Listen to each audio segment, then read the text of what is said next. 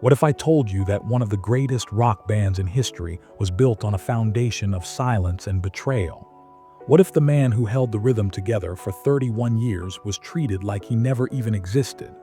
This is the story of Bill Wyman, the forgotten stone, the man who finally broke his silence after 3 decades and exposed the painful truth about Keith Richards and the dark side of the Rolling Stones.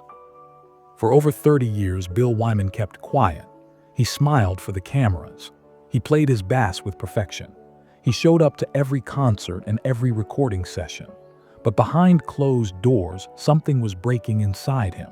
Something that nobody knew about until October 2024, when the 87-year-old legend finally decided to tell the world what really happened. What he revealed shocked everyone. This was not about retirement. This was not about wanting to pursue a solo career. This was about years of emotional pain and disrespect from the very people he called his bandmates. And at the center of it all was one name: Keith Richards. The question that haunted fans for decades finally had an answer. Why did Bill Wyman leave the Rolling Stones at the height of their fame? Why did he walk away from millions of dollars and worldwide tour? The truth is darker than anyone imagined. Let me take you back to where it all began. A time when rock and roll was just finding its voice. A time when 5 young men came together to create something legendary. But even from the very first day, the cracks were already forming. Bill Wyman was born on October 24, 1936, in a small working-class neighborhood in London. His childhood was marked by poverty and struggle. While other kids were playing in the streets, Bill was already learning about survival. World War II shaped his early years, and by the time he was a teenager, he had already experienced more hardship than most people face in a lifetime. This is important to understand, because while Bill was growing up in the shadows of war, the other future Rolling Stones were still in diapers. Mick Jagger was born in 1943. Keith Richards was born in 1943. Charlie Watts was born in 1941. When Bill joined the band in 1962, he was already 26 years old, a grown man with real-life experience. The others were barely out of their teens. This age gap would become a silent divide that never closed. Bill was different. He thought differently. He acted differently, and the younger members of the band never let him forget it. In December 1962, Bill Wyman officially joined the Rolling Stones. He replaced Dick Taylor and brought something the band desperately needed: real equipment and real skill. Bill owned a proper amplifier and professional cables. More importantly, he had years of stage experience that none of the others could match. Keith Richards himself admitted in later interviews that Bill had more performance experience than all of them combined. But here is where the story takes a painful turn. That recognition meant nothing. It disappeared as quickly as it came. From the very first rehearsals, Bill noticed something was wrong. Mick and Keith had their own world. Brian Jones and Charlie Watts had their own bond. And Bill was left standing alone. He was the outsider who happened to play bass. Nothing more. In his personal journal from 1962, Bill wrote something that breaks my heart to this day. He wrote that he felt more like a piece of equipment than a member of the band. Imagine that. One of the founding members of the Rolling Stones felt like he was just another amplifier in the room. But Bill did what Bill always did. He stayed quiet. He focused on the music. He let his bass do the talking while the others took all the glory. The Rolling Stones quickly rose to international fame. Their sound was raw and rebellious. Their image was dangerous and exciting. And at the foundation of that sound was Bill Wyman. His steady bass lines held everything together while the chaos of rock and roll swirled around him. Albums like Out of Our Heads and Aftermath and Between the Buttons became classics. Critics praised the band for their innovative sound, but when the credits rolled, Bill was nowhere to be found. The songwriting was credited to Jagger and Richards. The interviews focused on Mick and Keith. The magazine covers featured the glamorous front men while Bill stood in the background like a shadow. This pattern continued for years. Bill contributed to some of the most iconic songs in rock history. He was there for Jumping Jack Flash. He was there for Satisfaction. He was there for Paint It Black. But his name was absent from the credits. His voice was absent from the interviews. His presence was acknowledged but never celebrated. The financial situation made everything worse. By the mid-1960s, the Jagger-Richards songwriting partnership was generating massive royalties. Every time a Rolling Stones song played on the radio, Mick and Keith got paid. Every time a song was used in a commercial, Mick and Keith got paid. Every time someone bought an album, Mick and Keith got the lion's share of the money. Bill and Charlie and Ronnie were left with touring income and basic salaries. They played the same shows. They worked the same hours. They sacrificed the same years of their lives. But the money told a different story. In a 2024 interview, Bill revealed the shocking truth about this financial divide. He said that he made about 1/5 of what Mick and Keith made. 1/5.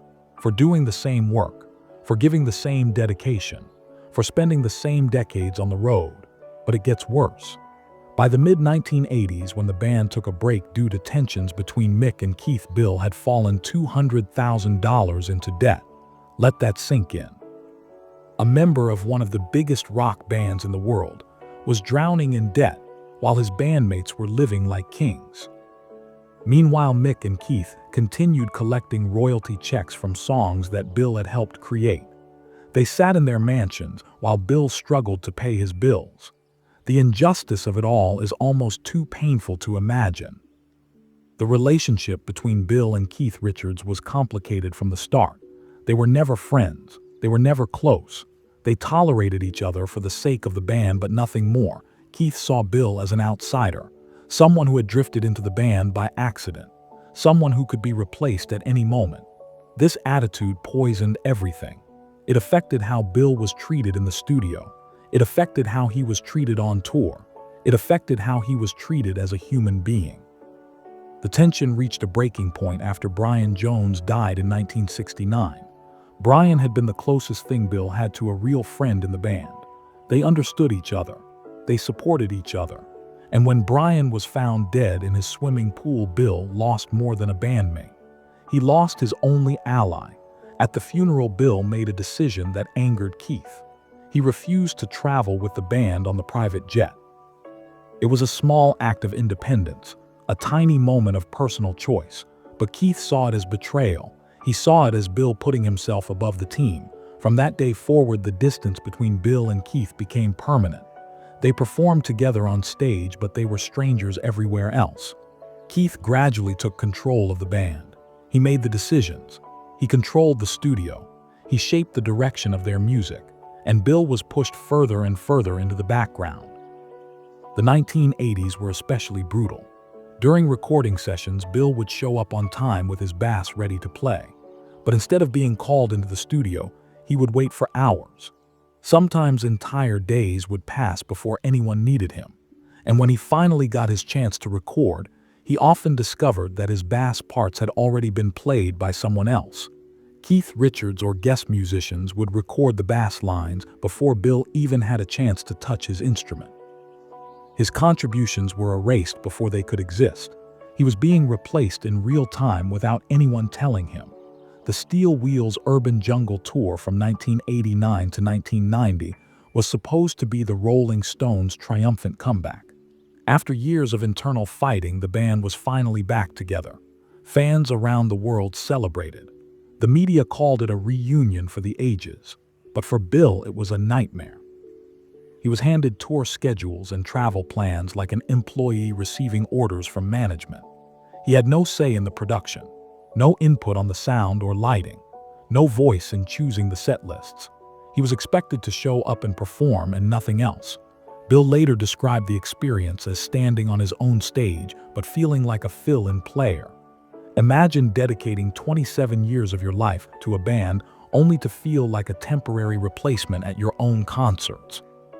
The 1989 Rock and Roll Hall of Fame induction should have been a moment of celebration. The Rolling Stones were being honored for their legendary contribution to music. All 5 members stood on that stage together. But when Keith Richards gave the acceptance speech, he did not mention Bill Wyman's name. Not once. Not even a passing acknowledgement. After 27 years of service, Bill was invisible. The media barely noticed, but fans who paid attention started asking questions. Why was the man who had been there since 1962 erased from history in that moment? By 1990, Bill had finally reached his breaking point. He could not take it anymore. The disrespect, the financial inequality, the emotional isolation. He privately told the band that he was leaving. The conversation was brief.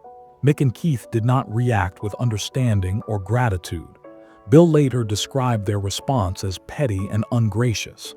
After 3 decades of dedication, they could not even say thank you.